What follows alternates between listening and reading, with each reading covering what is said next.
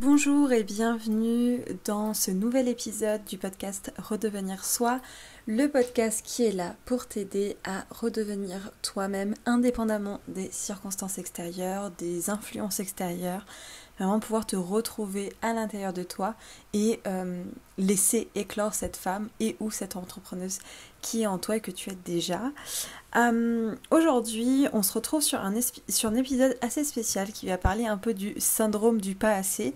Alors comme je le dis dans l'épisode, je ne sais pas si c'est un syndrome, mais en tout cas j'ai trouvé ça assez marrant de mettre le mot syndrome devant. Et on va parler de ce pas assez en lien avec la dévalorisation, en lien avec le fait de penser que les autres ont plus à apporter que moi et que par conséquent du coup je ne suis pas assez.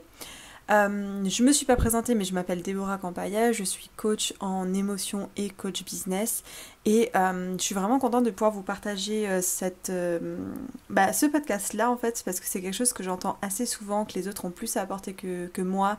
Je suis moins bien, je me dévalorise, je me compare et donc j'estime que je suis pas assez. Pour te tenir un peu au courant de cet épisode, à la base c'était censé être une vidéo YouTube sur ma chaîne YouTube Déborah Campaya Coach, donc la chaîne coaching, mais en fait j'ai vu que je suis rentrée beaucoup trop en profondeur et que la vidéo du coup est trop longue pour que ce soit en vidéo et je l'ai passée en format podcast. Mais donc si tu vois que des fois je fais référence à la chaîne YouTube ou des choses comme ça, c'est normal, c'est juste que c'est tiré d'une vidéo que j'ai transformée en podcast. Je te laisse avec ça.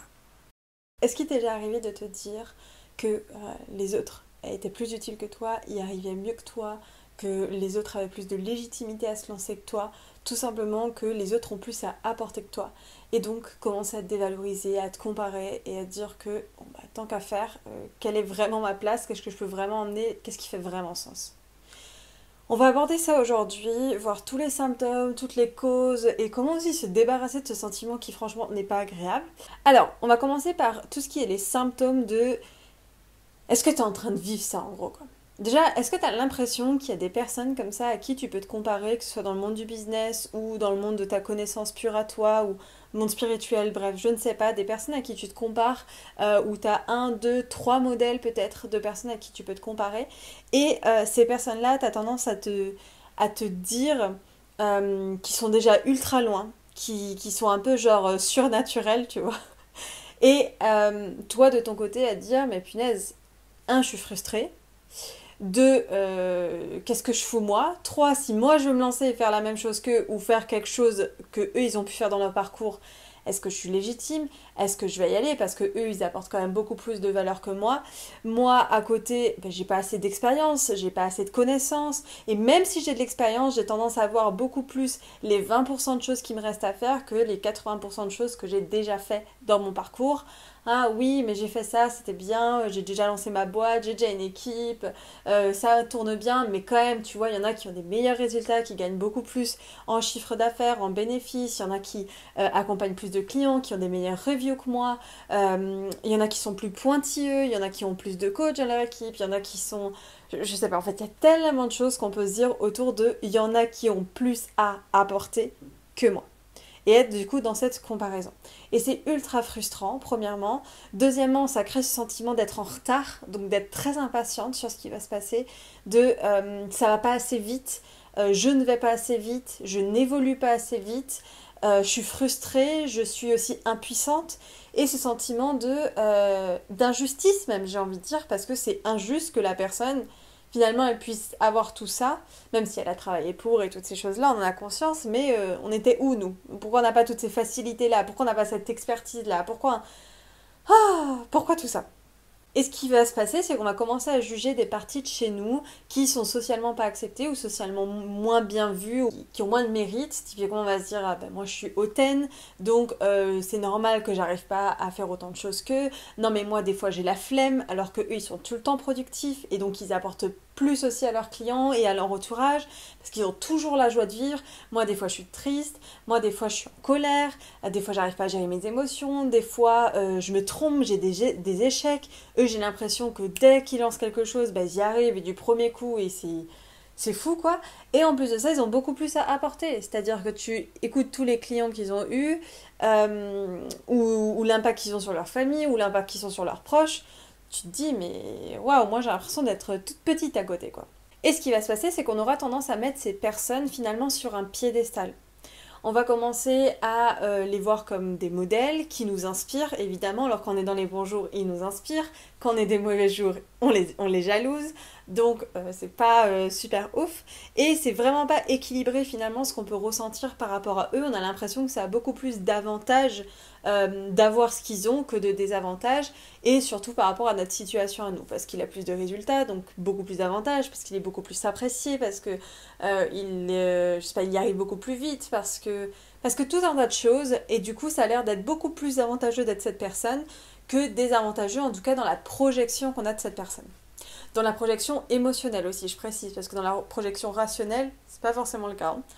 Et ça vient ajouter, encore une fois de plus, dans ces moments, tu sais, de doute dans ton parcours, dans ton business ou même dans ton parcours personnel, ça rajoute ces moments encore plus de toi, la petite que tu es, ce n'est pas assez. Toi, la petite que tu es, tu te sens frustrée, tu te dis que tu ne peux pas y arriver, tu te dis que tu es insatisfait. Déjà, est-ce que là, quand je suis en train de te raconter ça, tu te dis, j'avoue, je fais un peu partie de ces personnes-là. Alors, vraiment pas dans le jugement, dans la façon dont je me positionne, je suis assez neutre de toute façon dans une posture de coach, mais pourquoi en plus pas dans le jugement, parce que moi-même je suis passée par là, et on va voir aujourd'hui, tout avec l'expérience que j'ai pu avoir et toutes les clientes que j'ai pu avoir jusqu'à présent, ce que j'ai pu voir comme pattern, d'où est-ce que ça provenait, et surtout comment s'en débarrasser de ces émotions internes, cette comparaison qui est aussi... comment j'ai envie de dire, pas contrôlable, qui est quelque chose qu'on fait presque inconsciemment. Et si ce type de sujet t'intéresse, dès à présent, tu peux laisser un like et t'abonner à la chaîne pour commencer à la faire grandir, pour partager le message. Est-ce que t'es prête ?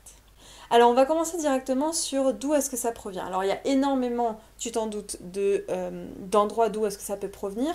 Ce genre d'émotions-là, ce genre de symptômes-là, j'ai envie de dire, mais je t'en ai recensé 3 qui aujourd'hui me semblent intéressants à aller voir plus en profondeur. La première qu'on peut aller voir, c'est dans le domaine personnel, c'est en lien avec ton enfant intérieur.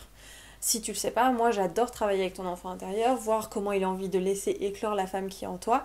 Et aujourd'hui, quand il fait éclore cette femme qui est en toi, c'est une femme qui est plutôt dans la comparaison et frustrée. Et ça peut s'expliquer d'un moment de ton enfance où ton enfant intérieur a pu tout simplement être dans la comparaison. Alors en général, là où je vois que les patterns arrivent souvent, c'est dans les relations de fratrie, où la mère ou le père a pu mettre en avant une personne de la fratrie plus que toi, que ce soit ta sœur, ton frère ou peu importe, être dans la comparaison, alors plus ou moins directe, plus ou moins consciente, mais en tout cas te faire comprendre que cette personne-là, elle n'était pas, elle valait mieux, elle avait plus à apporter, elle était plus, c'est quoi le mot que je cherche ? L'approbation, elle était plus approuvée. Toi, à côté, juste ton être en tant que tel, surtout ton enfant, quand ton enfant il n'est pas encore totalement développé, qu'il voit entre guillemets, et qu'il n'a pas encore forcément toute la capacité de raisonnement derrière, un peu le raccourci qu'on peut faire, c'est cette personne, donc ma soeur ou mon frère, est plus mis en avant, a plus à apporter, est mieux, et c'est pour ça qu'elle est plus aimée. Au contraire, si moi je suis moins aimée ou je suis moins approuvée, c'est tout simplement que j'ai moins apporté, que je suis moins, que toutes ces choses-là. Et quand on continue le syndrome, on va un peu sur du truc de pas assez. Alors je mets le mot de syndrome, j'en ai aucune idée si c'est le syndrome, c'est juste que je trouve ça drôle de mettre le mot de syndrome de pas assez derrière. Alors, ça c'est une des premières choses d'où peut provenir ces émotions-là et cette tendance à la comparaison et cette tendance à se dire que on a moins apporté que les autres. Mais c'est pas la seule. De toute façon, je trouve ça un peu trop simple de juste aller voir ton enfant intérieur et te dire tout est la faute de ton enfant intérieur et si tu débloques tout avec ton enfant intérieur, alors tout est débloqué. J'aime bien donner des explications un peu plus complètes, on va dire, plus générales et aussi qui ne dépendent pas que de ton enfant intérieur mais de toute ta construction aussi en tant qu'adulte. Alors, la deuxième chose, d'où est-ce que ça peut provenir, c'est tout simplement ton manque de référence.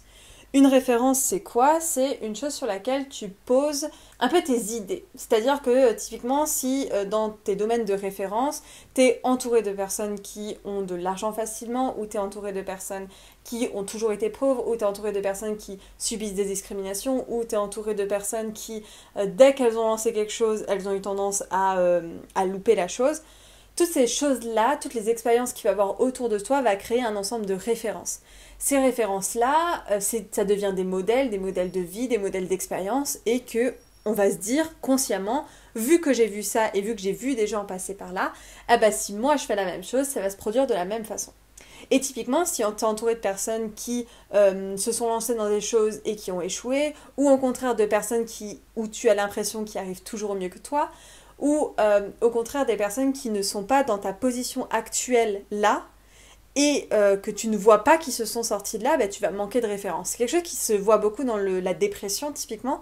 C'est-à-dire que dans la dépression, en tout cas à l'époque où j'en souffrais, je me rendais compte que les références, déjà j'avais pas beaucoup de références parce que j'étais plutôt isolée chez moi, quoique j'étais pas en confinement de coronavirus, hein, mais je l'étais tout de même. Qu'est-ce qui se passait? C'est que j'avais peu de références autour de moi de comment les gens s'en sortent quand ils vont pas bien. Et en général, quand les gens vont pas bien, soit ils le cachaient, soit ils allaient de pire en pire. Donc moi, les références que je voyais, il n'y avait même pas l'option. En fait, tu peux te sortir de là, peut-être que tu peux... c'est pas une maladie qui va revenir toute ta vie. Enfin, toutes ces choses-là, ces références n'existaient même pas. Donc pour le cerveau, quelque chose qui n'existe pas et qui doit inventer, c'est possible, hein, évidemment, mais c'est beaucoup plus dur que juste se poser sur un modèle, sur une référence qui existe déjà, et y croire et le reproduire.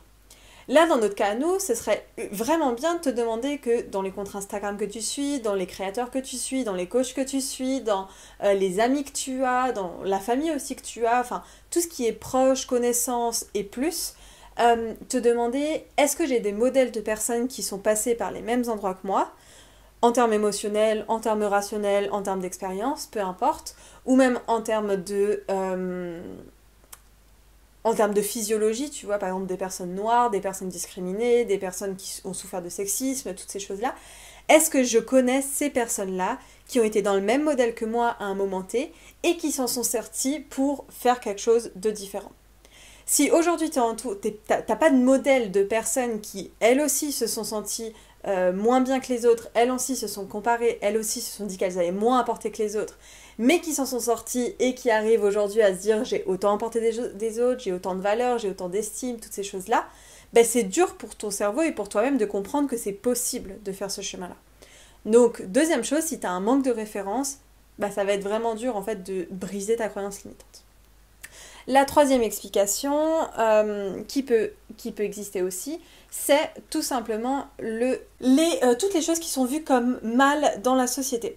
Alors, typiquement, tu connais certainement cette phrase qui est de « on ne va pas évaluer un poisson à sa capacité à monter un arbre ». Et toi, aujourd'hui, ce que tu essaies de faire, c'est que tu as un poisson et que tu essaies de te comparer à des singes. Et ces singes-là sont valorisés par la société, toi pas forcément. Et de ce fait, non seulement tu te compares, mais en plus tu te crois moins utile parce que le référentiel, le système de notation global, te met pas forcément en avant. Peut-être que toi, tu as un côté plus spirituel, peut-être plus créatif, peut-être plus doux, peut-être plus lent. Dans le monde du business, c'est pas forcément ce qui est mis en avant et on a même tendance à te dire que c'est pas du tout stratégique, que tu vas pas y arriver, qu'il faut bourriner, il faut travailler dur. Voilà, toutes ces choses-là, il faut être un homme aussi. Si c'est pas mis en avant et que c'est vu comme mal, bah t'as un double jugement de toi-même.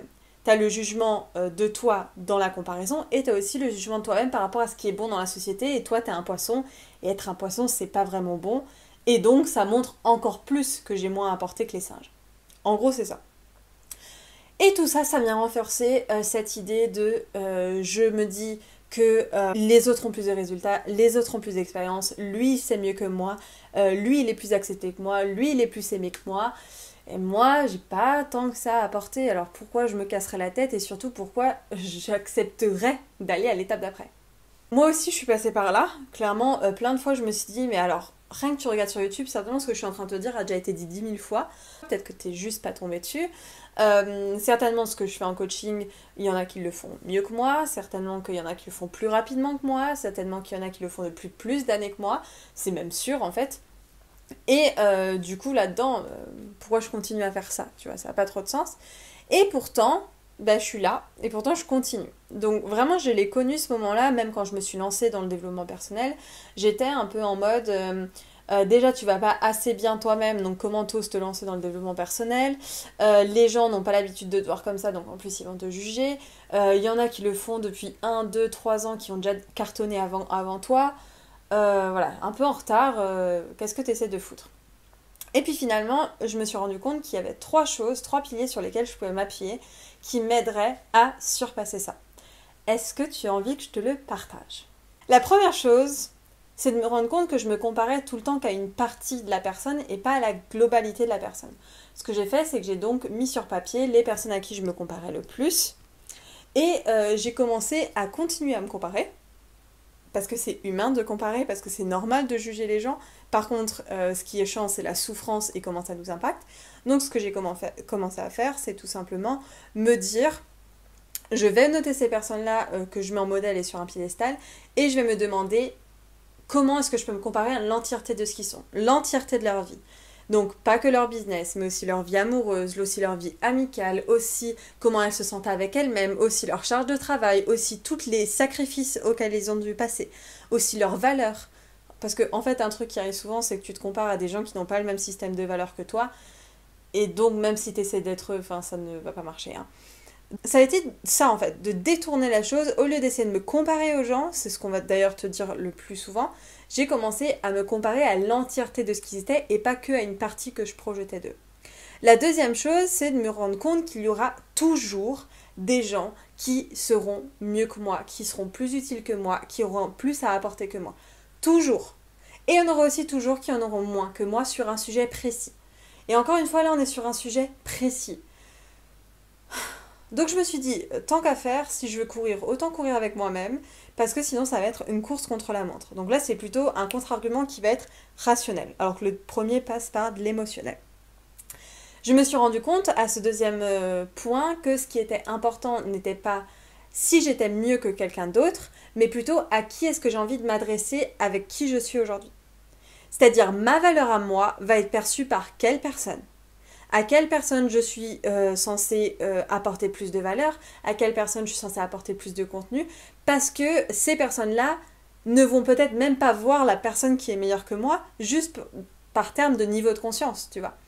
Et donc, à qui est-ce que je dois m'adresser, quel est le public, et pas regarder de mon point de vue égoïste de est-ce que je pourrais pas être meilleure que lui? Parce qu'en fait, meilleur que lui, peut-être que le public qu'il a, ben, c'est pas un public qui te convient. Et donc, même si tu avais son niveau de conscience, enfin, ou même si tu avais tout ce qu'il avait, eh ben, peut-être que tu serais pas apte, mais c'est même pas apte, c'est genre peut-être que tu kifferais même pas en fait. Bon, déjà, ce serait un mensonge, donc tu kifferais certainement pas. Donc, au lieu de penser à moi et à tout ça, déjà, je me rends compte qu'il y aura toujours mieux que moi et toujours moins bien que moi, mais surtout, je me rends compte avec qui je suis et ma valeur, à qui est-ce que je dois m'adresser. Et la troisième, c'est me rendre compte que je ne savais tout simplement pas célébrer ma valeur, pas honorer mon estime de moi, et donc que j'ai dû faire un gros travail sur savoir honorer ma valeur, savoir célébrer mon estime de moi, pour pouvoir me mettre à un niveau que j'estime tout autant bon et haut que les personnes à qui je peux me comparer. En travaillant sur ces 3 points, la comparaison, elle ne va pas s'arrêter. De toute façon, comme je t'ai dit, la comparaison, c'est humain, le jugement, c'est humain. Il n'y a pas que le positif qui existe dans la vie, tu vois, donc ça ne va pas s'arrêter, mais par contre, ça va forcément moins t'impacter et moins provoquer de la souffrance et des oscillations émotionnelles à l'intérieur de toi. En voyant ta propre valeur et les gens à qui tu dois apporter, tu es enfin capable de changer le monde à ton niveau, à ton échelle. Parce qu'en fait, changer le monde, c'est pas être meilleur que tout le monde et donc s'adresser à l'élite et donc changer le monde de l'élite. Être meilleur et enfin pouvoir changer le monde, c'est pouvoir se dire qu'on a chaque personne qui sont différents, qui peuvent s'adresser à des publics différents et que toutes, à notre niveau, à notre échelle, ben on puisse impacter le monde, changer quelque chose, donc impacter plus, contribuer plus. Donc si c'est vraiment ces valeurs-là qui te portent aujourd'hui, je pense que tout ce raisonnement que je viens de te faire, il est beaucoup plus utile en fait. Si ce type de contenu t'intéresse, je t'invite à t'abonner, à regarder la barre d'infos si tu veux en savoir plus. Et puis je te dis à la prochaine. Bye bye.